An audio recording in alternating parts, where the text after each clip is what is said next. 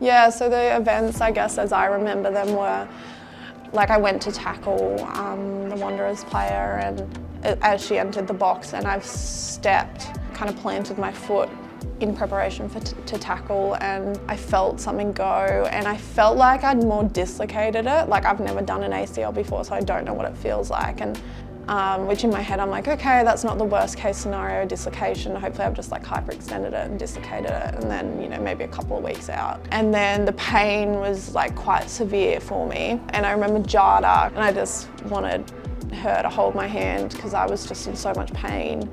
And then they brought the stretcher on and I got taken into the change room, and then kind of it all settled down a bit.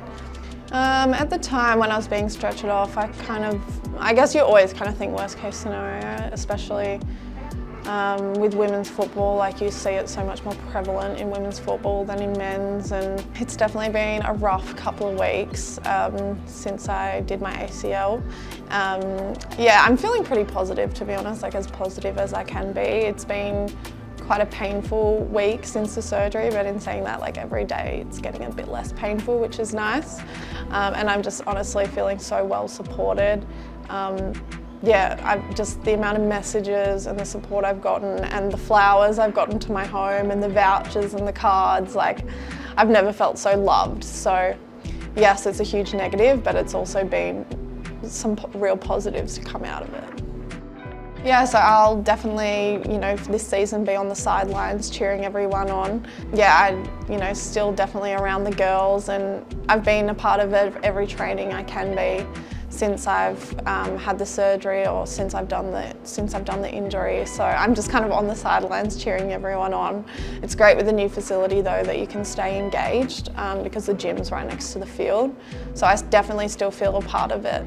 And you know, we do have quite a young team, so even if it's mentoring them off the pitch, that's kind of the role I'll take. And I think Ellie Brush set a really good example a couple of years ago when she did hers, and you know, she took on that role, and Ante even said that to me, like the way Ellie took on that mentorship role was really fantastic, and he said if you could kind of do a similar thing, that would be great. So that's kind of what I'll find myself doing this year, I think.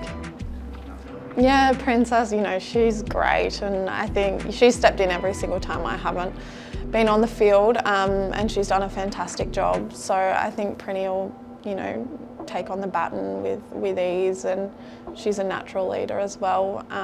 She did kind of the next day after I did it, I spoke to her and she was like, do you have any advice? So yeah, we are constantly talking, but you know, Prinny is someone I felt so supported by since I've done it, and it probably makes me a bit emotional, but you know, she put together like a card from everyone in the team, which is so lovely, and like an Uber Eats voucher for me because I can't be bothered to make food at the moment.